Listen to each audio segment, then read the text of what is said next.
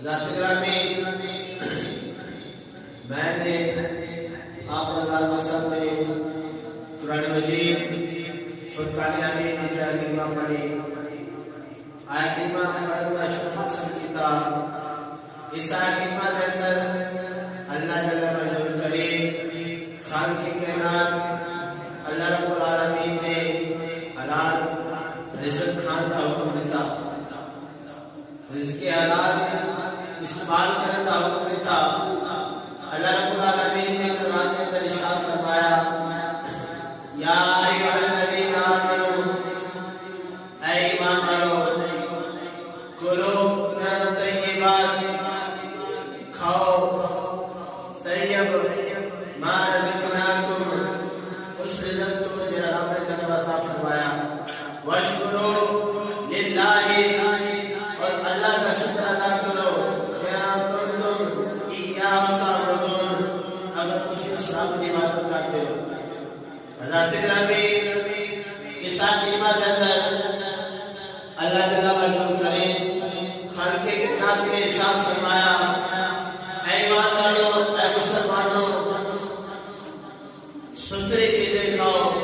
پاک چیزیں کھاؤ، حلال چیزیں استعمال کرو، اس رزق جو رب نے تمہیں عطا فرمایا، اور اس رب کا شکر ادا کرو اگر کسی اس رب کی عبادت کرتے ہو۔ حضرات گرامی، جس طرح کلمہ پڑھنا ہر مسلمان تھے، مسلمان واسطے ضروری ہے، کوئی کافر مسلمان ہوئے گا تو سب کو پہلے کلمہ پڑھے گا، کلمہ اسلام کا پہلا رکن ہے، ایمان لے کے آنا ارکان اسلام جو پہلا رکن ہے۔ حضرات گرامی، پھر دوسرے نمبر پہ نماز ہے، تیسرے نمبر پہ روزہ، پھر حج اور زکات، یہ 5 رکن ہر ایمان والے پر مسلمان پر فرض ہے۔ جس طرح یہ 5 چیزیں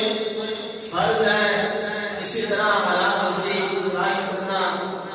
حلال روزی کے لیے جائز کام اختیار کرنا،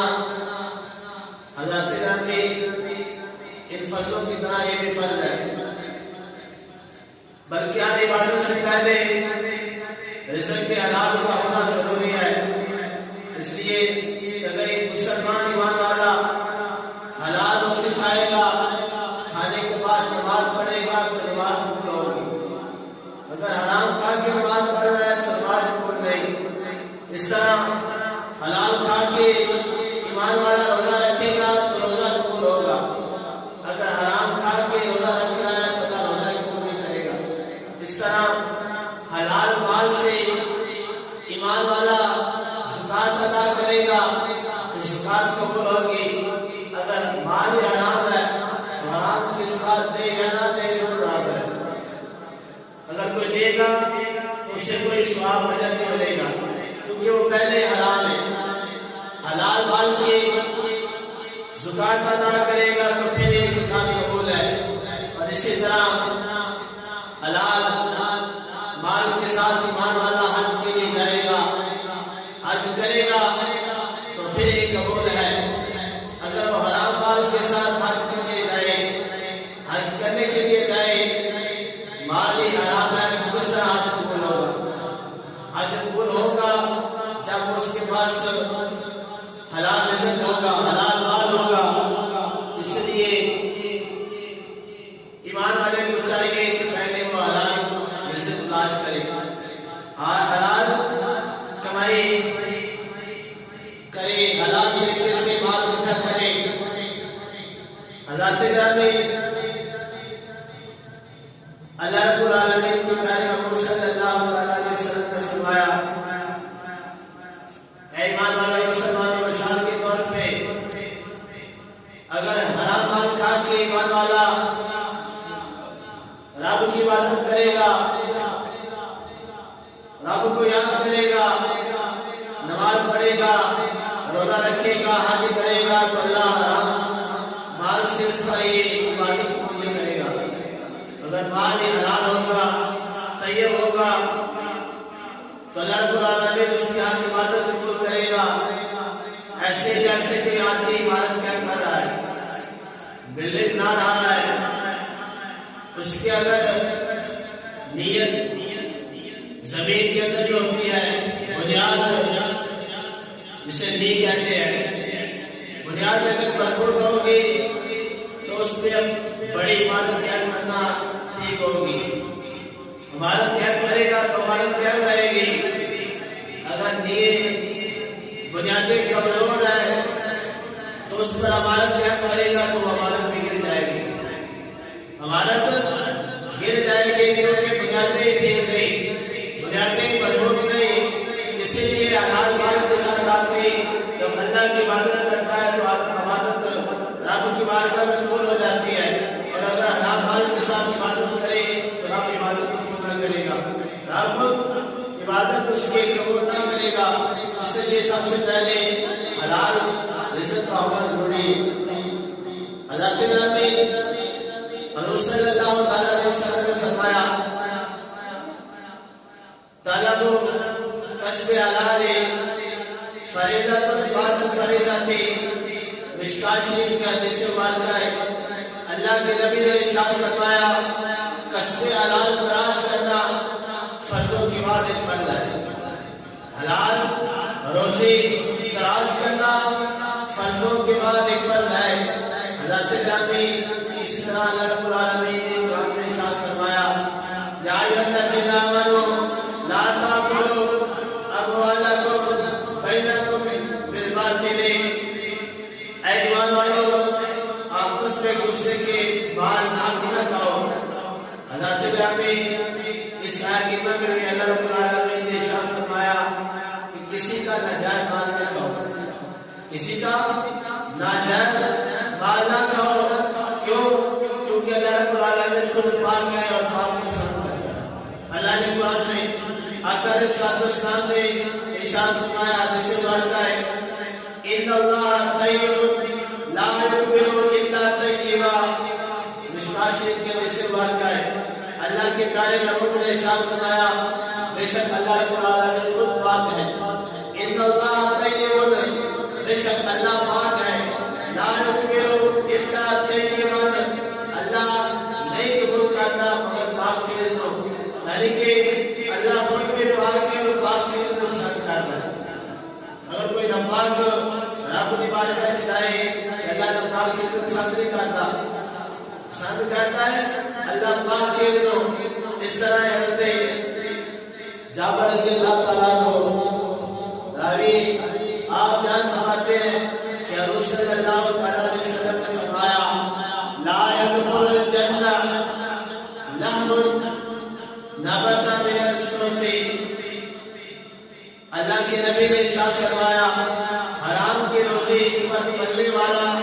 گوشت کبھی جنت میں داخل نہیں ہوگا. حرام روزی کھا کے جرا جسم انسان کا نشما پاتا ہے، باندھتا ہے. حرام روزی تو اللہ کے پیارے نبی نے فرمایا اور جنت سے داخل نہیں ہوگا. حضرت گرامی جنت سے اور داخل رہے گا جتنے جسم سے جتنا گوشت جتنی نشما حلال روزی ہوئی ہوئی. حلال روزی کھا کے پل والا جوان ہونے والا نوجوان مسلمان اللہ رب العالمین کی بارگاہ سے قبول ہوئے گا. اور حرام کے ساتھ بڑھنے والا جسم اللہ رب العالمین اس کو قبول نہیں کرے گا، اور جسم اللہ کے نبی نے فرمایا جنت سے نہیں جائے گا. پتہ چلیا کہ تیرا جنت سے نہیں جائے گا، وہ جنت سے جائے گا، جہنم سے جائے گا. حضرت گرامی حرام مال کھا کے پل والا جسم جہنم سے جائے گا. حضرت گرامی حضرت ابن عمر رضی اللہ تعالیٰ عنہ سے مروی آپ نے فرمایا من اشترى ثوبا بعشرة دراهم. حضرت ابن عمر آپ بیان کرتے ہیں اگر کوئی 10 درہم کا ایک کپڑا خریدے اور 10 درہم کے اندر آپ بیان کرتے ہیں وفی درہم حرام، کچھ 10 درہم کے اندر ایک درہم حرام کا ہے. لم يقبل اللہ تعالی لہ صلاۃ ما دام علیہ. آپ بیان کرتے ہیں وہ کپڑا جو 10 درہم کا خریدا گیا ہے اس 10 درہم کے اندر 1 درہم حرام کا ہے. آپ بیان کرتے ہیں کہ کپڑے نال جتنی دیر تک نماز پڑھے گا اللہ انہیں نماز قبول کرے گا. 9 درہم حلال ہے، 1 درہم حرام ہے.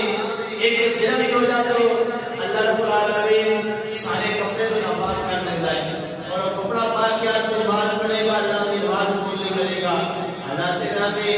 آج کے دور کے اندر دیکھا جائے ہر بندہ ہر مسلمان ہر دنیا دار یہ چاہتا ہے کسی نہ کسی طریقے بالکل مال آئے، چاہے وہ حلال طریقے نہ آئے چاہے حرام طریقے نہ آئے. بس چاہتا کہ مال بالکل زیادہ ہونا چاہیے، بالکل خزانے زیادہ ہو. وہ دیکھتا نہیں کہ مال جو آ رہا ہے وہ حلال طریقہ ہے یا حرام طریقہ ہے، جائز طریقے سے آ رہا ہے یا ناجائز طریقے سے آ رہا ہے. میں جو استعمال کر رہا ہوں مال حلال بھی ہے یا حرام ہے. حضرات گرامی بس بندہ یہی چاہتا ہے کہ میرے پاس مال آئے اور اس مال کو اکٹھا کرنے کے لیے وہ ہر کوشش کرتا ہے. بادشاہوں کو دیکھ لے، انہیں بادشاہی چاہیے تو بادشاہی کے لیے اپنی وزارت کے لیے وہ نہیں دیکھتا کہ میں کیا کر رہا ہوں. اس کے سامنے جو مرضی آ جائے وہ اس کی پرواہ نہیں کرتا. اسلام کو نہیں دیکھتا، اللہ کے حکم کو نہیں دیکھتا، بلکہ دیکھتا ہے تو وزارت کو دیکھتا ہے، بادشاہی کو دیکھتا ہے. ان کے بادشاہی مل رہی ہے، وہ بادشاہی چاہے حرام طریقے سے ہو چاہے حلال طریقے سے ہو، وہ کوئی پرواہ نہیں کرتا بلکہ کرتا ہے تو بادشاہی بھی کرتا ہے. اور اسی طرح مال اکٹھا کرنے والا اپنا مال اس طرح جمع کرتا ہے، اس طرح جمع کرتا ہے جب وہ دنیا سے جاتا ہے. مرنے والا جب دنیا تو جانتا ہے، جنہیں دنیا سے رہ کے کافی زیادہ مال اکٹھا کیتا ہے، وہ حکمت والے دگار والے وارثین کہہ دیا کہ جلدی جلدی انہوں دفناؤ بچے مال تقسیم کیا جائے. حالانکہ اکٹھا جو کرتا جائے لیکن تقسیم و اولاد سے ہو جائے. مال جمع ہونے کیتا ہے، استعمال اولاد کا نہیں، مال جمع ہو کرتا ہے، بنتا ہو کرتا ہے، شدتا ہو برداشت کرتا ہے، لیکن مزے اولاد جاری. اور کل قیامت والے دن جنہوں نے مال اکٹھا کیتا ہے ان کا حساب دینا پڑے گا. حالانکہ اس بات نہیں کیتا لیکن حساب کو دینا پڑے گا جو اکٹھا کرتا ہے. اس لیے میاں محمد بخش صاحب فرماتے ہیں جنہاں نے تو پاپ کماوے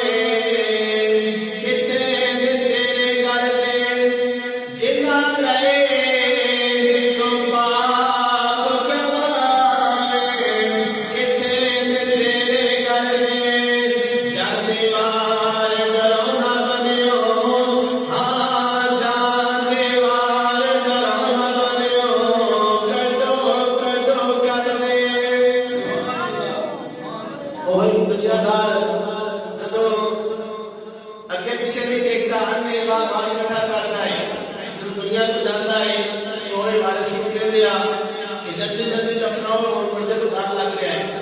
کہ پھر دوبارہ زندہ نہ ہو جائے. حضرات گرامی اس لیے اے مسلمانوں اے ایمان والوں مال اکٹھا کرنا ہے کہ حلال طیب اور اس مال کا ایک فائدہ ہے. اور اگر اسی مال حلال اکٹھا کیتا آئے گا، مال حلال اکٹھا کر کے چھاڑ کے دنیا کو چلے جاؤ گے تو تانے وارثین اگر تو حرام طریقے سے حرام جگہ سے لا کریں گے پھر بھی کیا کوئی حساب دینا پڑے گا، تانے تم کچھ ہوئے گی.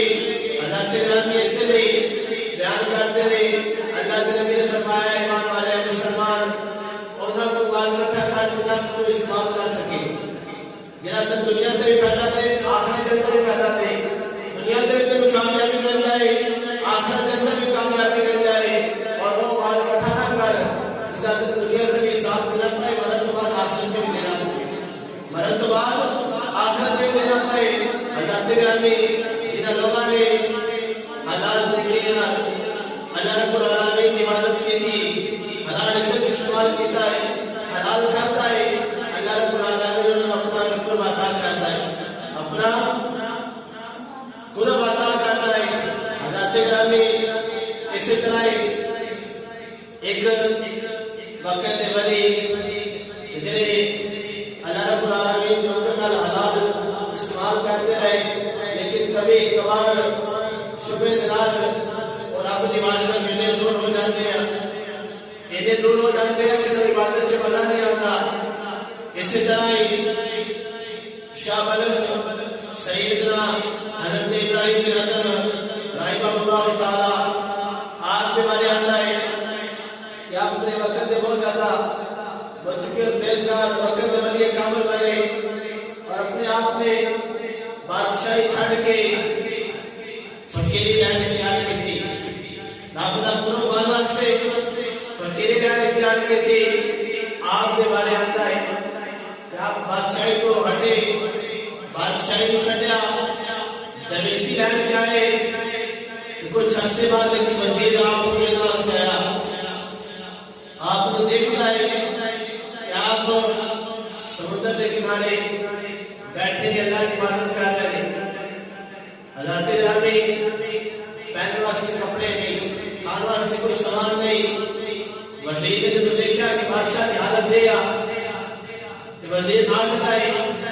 کہ اے بادشاہ سلامت، جب کسی پہلے بادشاہ سے دنیا موجہ سی کتنی عیش و عشرت سی، کتنے مزے سر، اور کسی بادشاہی چھٹیے تھے، فقیری لباس اندر کپڑے بھی صاف نہیں۔ اپنی حالت دیکھو، کھانا کتنی دیر تک شاید کھانا نہیں اسی جسم دیکھ کس طرح لگ رہا ہے۔ آپ اپنی بادشاہی جنت میں پچھتا نہیں رہے گا، وہ بادشاہی صحیح سی ہے، فقیر کہانی کتنے آ گئے اسی۔ آپ نے کیا اللہ کے بندے، اے میرے وزیر، میں اور بادشاہی کے اندر اپنے آپ کو برباد کر رہے ہوں، رب کو دور کر رہے ہوں، اور میں اس لائن سے رب کے قریب ہو گیا ہوں۔ صحیح بادشاہی کی مجھے خود ملی، وہ بادشاہی نہیں سی، دنیا دارہ واسطے تو بادشاہی سی، لیکن میں کہنا حقیقی بادشاہی یہ ہے، درویشی لائن سے، فقیری لائن سے۔ وزیر کہتا حضور سمجھ نہیں لگی، اے بادشاہ سلامت سمجھ نہیں لگی کس طرح وہ بادشاہی موت والی ہے، سرشت والی، تھلے بھی نرم کہتے، اتنے بھی نرم کمبل، بھالی بھی خوبصورت، آگے غلام پیچھے غلام، خدمت ہو رہی ہے، لیکن ہم دنات میں نبی غلام ہے، نہ پیچھے غلام ہے، نہ تنے تھلے بستر ہے، نہ اتنے کمبل ہے، کپڑے بھی پٹے پرانے ہیں۔ ایک کس طرح سے بادشاہی حضرات گرامی آپ بیان کرتے رہے کہ آپ نے اپنے وزیر کو سمجھان واسطے فرمایا ہے اللہ کے بندے، اے میرے ہاتھ سے سوئیے، میں سمندر کے اندر سوچ رہا ہوں، تینوں اس کا مشاہدہ کرانا ہوا کہ کس طرح صحیح بادشاہی ہے، بادشاہی ہے۔ آپ نے اپنی سوئی سمندر کے اندر سن دے، اس وزیر کو کیا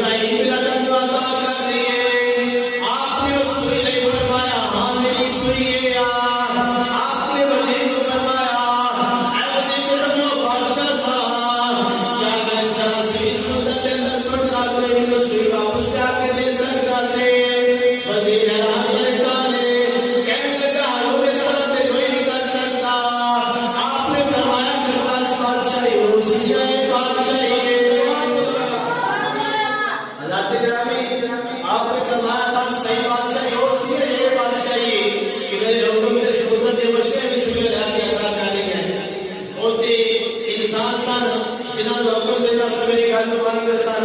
اللہ نے یہ بادشاہی عطا کی تھی تو میرے حکم سے جانور بھی چل رہے ہیں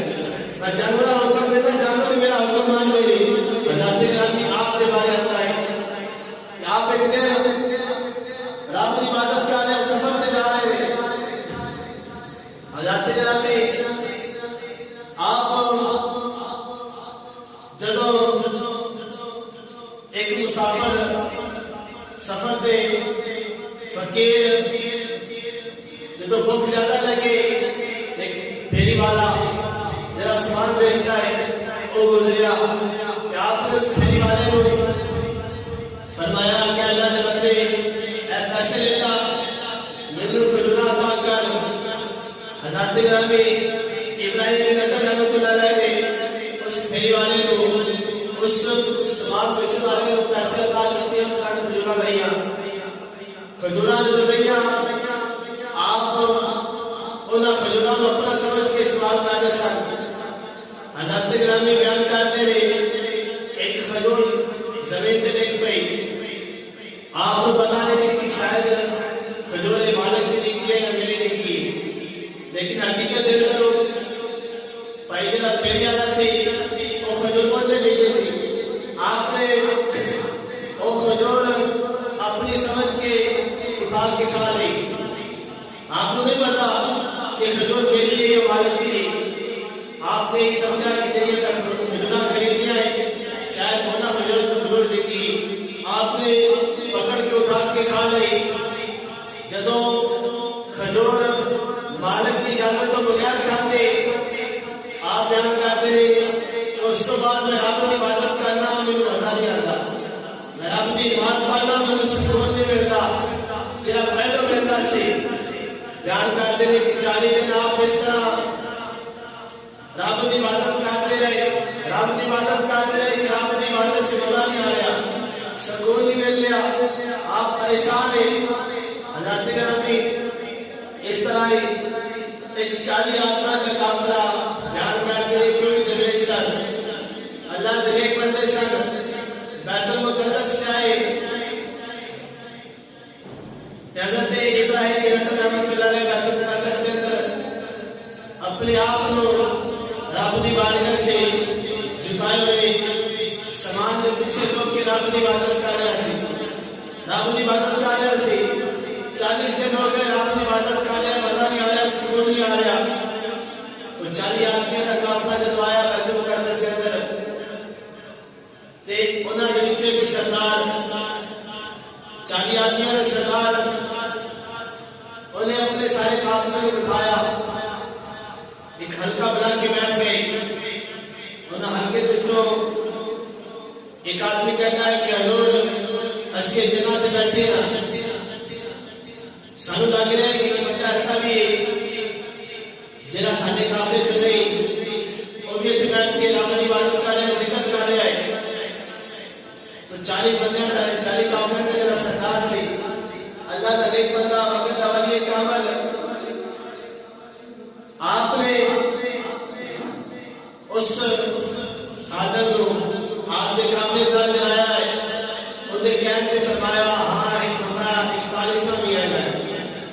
وہ اتنی عبادت کر رہے ہیں بیت المقدس کے اندر لیکن انہوں 40 دن ہو گئے رب کی عبادت کر رہا ہے عبادت سے مزہ نہیں آ رہا پریشان ہے سکون نہیں مل رہا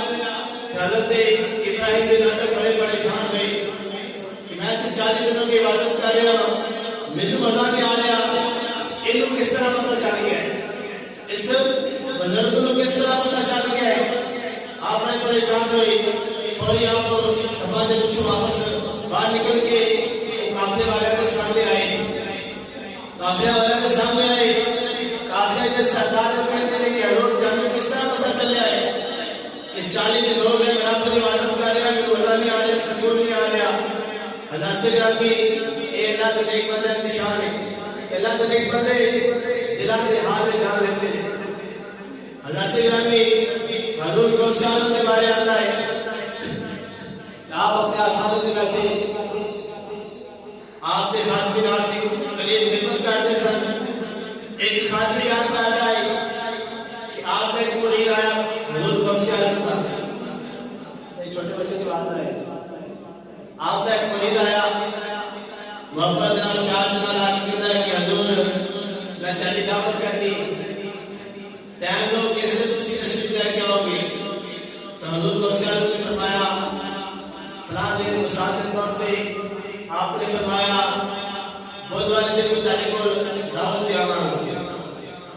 آپ نے ٹائم بھی دس دیتا اس ٹائم میں تیرے کو آواں گا او خادم آپ کا مرید خوشی نال کر گیا دعوت واسطے تیاری کر رہے اینی دیر کی آیا ایک اور مرید آیا حضور غوث اعظم کی بارگاہ سے آ کے عرض کرتا ہے حضور میں آپ کی دعوت کرنی ہے آپ کی دعوت کرنی ہے تسی ٹائم لو کس دن میرے گھر آؤ گے حضرت گرامی حضور غوث اعظم نے خود بھی ہو دن دیتا جا پہلے نہیں دیتا سی فرمایا بدھ والے دن تیرے گھر میں دعوت واسطے آواں گا ٹائم بھی ہو دیتا جا پہلے نہیں دیتا سی حضرت گرامی دوسرا مرید ٹائم لے کے چلا گیا تیسرا آیا انہیں ٹائم لیا حضور دعوت کرنی ہے ٹائم لو کس دن خوشی آؤ گی حضرت گرامی خادم آپ کا بیان کرتا ہے کہ حضور غوث اعظم نے انہیں بولتا دن دیتا ٹائم بھی ان کو ہو دیتا جا پہلے دونوں دیتا سی حضرت گرامی اس طرح چوتھا آیا پانچواں آیا چھٹا آیا خادم جرا قریب بیٹھا سی وہ پریشان ہو رہے ہیں کہ حضور غوث اعظم سارے نے بدلا ٹائم ہوتی جا رہے ہیں وقت بھی ایک دے رہے ہیں وقت بھی ایک دے رہے ایک کو ٹائم لے رہے سب لوگ انہیں خادمین آ گیا ایک وقت کے اندر ایک دن کس طرح کا خادمہ کو جان گے حضرت گرامی آپ کا خادم بیان کرتا ہے کہ اس وقت دعوت واسطے 70 آدمی آئے 70 آدمی آئے آپ کے مرید آئے جنہوں نے آپ کو خان کی دعوت اپنے گھر عطا فرمائی اے حضور غوث اعظم ساڈے گھر آئے جی سانو دعوت کا موقع دو ساڈا کھانا بنانا چاہتے ہیں کہ آپ کا خادم بیان کرتا ہے آپ کا خادم بیان کرتا ہے کہ 70 آدمی میرے دعوت واسطے آئے سن 70 مرید دعوت واسطے آئے سن سب 70 مریداں کو آپ نے ایک کوئی دن عطا فرمایا ایک کوئی ٹائم عطا فرمایا غریب بیٹھا ہے خادم پریشان ہویا اور ایک ٹائم کے اندر ایک دن کس طرح 70 آدمی کے گھر جاؤ گے حضرت گرامیوں دل کے اندر سوچ لیا ہے زبان جو ادا نہیں کیتا دل سے سوچ لیا ہے حضور غوث اعظم میرے دوست مرید پر لے کے آ اس خانہ پر لے کے آ اور دی حالت پریشان ہے کہ کس طرح حضور غوث اعظم 70 آدمی کے گھر ایک ٹائم دعوت واسطے جان گے حضور غوث اعظم نے فرمایا مرید پریشان نہ ہو اے سامنے میرا درخت آ رہا نظر اس درخت کو دیکھ آپ نے دیکھا درخت دیکھیے آپ نے فرمایا دیکھ درخت کتنے پتے لگے ہیں آپ نے فرمایا میرے حساب کا پتے لگے ہیں پیپل کا درخت ہے پیپل کے پتے بھی تھوڑے بڑے ہو گئے آپ نے فرمایا دیکھے کہ پیپل ہے ایک پیپل ہے اور دیکھے کتنے پتے لگے ہیں آپ نے فرمایا سارے پتراڑوں دے جب سارے پتراڑوں دے کیا ہمارا کوئی چیز نظر آئے آپ نے فرمایا نہیں حضور اور درخت جرا میں روز دیکھنا اور پترے جرے میں روز دیکھنا آپ نے فرمایا اکھا بند کر جب اکھا بند کی دیا آپ نے اللہ ہو دے ذرا پائے مرید کو فرمایا خادم کو فرمایا اے میرے خادم اکھا کھول کے دوبارہ درخت کو دیکھ جب دوبارہ درخت کو دیکھا گیا بیان کرتا ہے کہ میں درخت کے ہر پتے پہ دیکھ رہا ہر پتے پہ حضور غوث اعظم کی تصویر بنی نظر آ رہی ہے آپ نے فرمایا میرے مرید دیکھ جس طرح میں حضور غوث اعظم آپ نے فرمایا میرے خادم جس طرح دیکھ اس طرح سے پتے پہ ہر پتے پہ میں تجھے نظر آ رہا اس طرح 70 مریداں کے گھر بھی میں مریداں نظر آواں گا حضرت گرامی اے تھے حضور غوث اعظم کی شان کہ ایک وقت کے اندر 70 مریداں کے گھر دعوت واسطے گئے بیان میں کہا گیا تھا کہ حضور غوث اعظم اپنے خادم نے دل کو دیکھا دل کی گل کو جان کے فرمایا خادم پریشان کیوں ہو رہا ہے اور دل کی مسئلے نے جان کے تو مسئلہ بھی بیان کر دیتا اور کہانی بتا دیتا حضرت گرامی اس طرح کوئی 40 کروڑ کا کافلا سی، اس کافلے کا سردار آپ نے فرمایا کہ بندہ ایسا ہے اس جگہ پہ بیٹھا ہے جہاں 40 دن ہو گئے رب کی عبادت کر رہا ہے، مزہ نہیں آ رہا، سکون نہیں مل رہا، جہاں پہلو سکون سی، پہلو جہاں راحت سی، جہاں مزہ سی، پہلو وہ نہیں حاصل ہو رہا۔ ابراہیم ندم فوری صفحہ زبان نکلی، قافلے کے سامنے آئے، اس قافلے کے سردار کے گھر پاس بیٹھ کے کہتے حضور وہ بدبخت میں ہی ہوں، میرے 40 دن ہو گیا رب کی عبادت کر رہا، میری عبادت سے مزہ نہیں آ رہا، سکون نہیں آ رہا، مجھے خود سمجھ نہیں لگی کہ کی معاملہ ہے۔ حالانکہ پہلے اس طرح نماز پڑھنا سا، پہلے اس طرح آپ کا ذکر کرنا سا، رب کی عبادت اس طرح کرنا سا، لیکن جب پہلو سکون سی، پہلو راحت سی، وہ حاصل نہیں ہو رہی۔ آپ نے اس قافلے کے سردار نے فرمایا اے ابراہیم بن ادم، 40 روز پہلو ایک مسافر کو، ایک پھیری والے کو، ایک چیزاں بیچنے والے کو تو کھجورا خریدیا سی، کہنے لگا حضور ہاں خریدیا سی۔ آپ نے فرمایا کہ اس کھجورا کے اندر ایک تیری کھجور کی سی، بلکہ وہ مالک کی چوٹ سی، یہ ناجائز ٹھیکیدار چلی گئی سی، اور اس ناجائز کھجور کھان کی وجہ تو تیرے واسطے حالات نہیں تھے، تیرے واسطے حالات نہیں تھی، کیونکہ دوسرے مالک نہیں تھے، اور تو استعمال کی دیئے حرام کو جو استعمال کی دیئے، حالانکہ ضرورت حلال ہے لیکن طریقے حرام نہ لیے، ناجائز طریقے نہ گئی، ناجائز طریقے نہ تو حضور استعمال کی دیئے، اس حضور کی وجہ تو رب کی بارگاہ سے تو دور ہو گیا ہے، حرام بات کی وجہ تو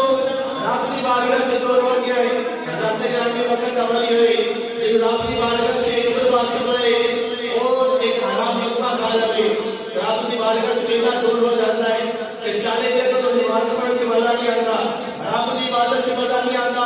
تو دنیا دار تیرے نہ تیرا اپنی صحیح طرح عبادت کر دیا، نہ رب کی یاد کر دیا، نہ رب کا اتنا قرب حاصل کیتا ہے، اور پھر حرام مال کھا کے کہن کشتی پہنچ گئے رب کی بارگاہ سے پہنچ گئے۔ حضرت گرامیوں کس طرح پہنچ سکتے ہیں کہ جرا کھائے حرام مال، کھائے حرام مال، اس لیے حرام مال کھانے والا نہ نماز قبول ہوتی، نہ ہی روزہ قبول ہوتا ہے، نہ ہی حج قبول ہوتا ہے، نہ ہی زکات ادا ہوتی ہے۔ حضرت گرامی اس لیے حلال مال استعمال کرو۔ حدیث مبارکہ سے جانتا ہے صحابہ کس طرح حلال مال استعمال کرتے سن۔ حضرت ابوبکر صدیق کے بارے آتا ہے آپ نے بہت زیادہ غلامان آزاد کر کے مسلمان بنایا۔ حضرت گرامی آپ کے بارے آتا ہے کہ آپ بہت زیادہ مالدار سخی بھی سن، سب کو بڑے تاجر بھی سن، اور آپ نے اپنا سارا مال نبی دے نہ دے نبی دی خاطر سارا قربان کر دیتا، اور آپ جس طرح مال خرچ کرتے رہے سارے جہاز بے حساب و کتاب اللہ جہاز کے مال خرچ کیتا۔ ایک حدیث مبارکہ کے اندر آتا ہے کہ آپ اپنا سارا گھر مال حضور کی بارگاہ میں لایا ہے۔ اللہ جنبی نے فرمایا اے ابوبکر گھر واسطے کی چھڑ کے آیا ہے؟ کہ آپ نے فرمایا گھر واسطے میں اللہ اور اس کا رسول چھڑ کے آیا ہوں، اللہ اور اس کے رسول کی محبت چھڑ کے آیا ہوں،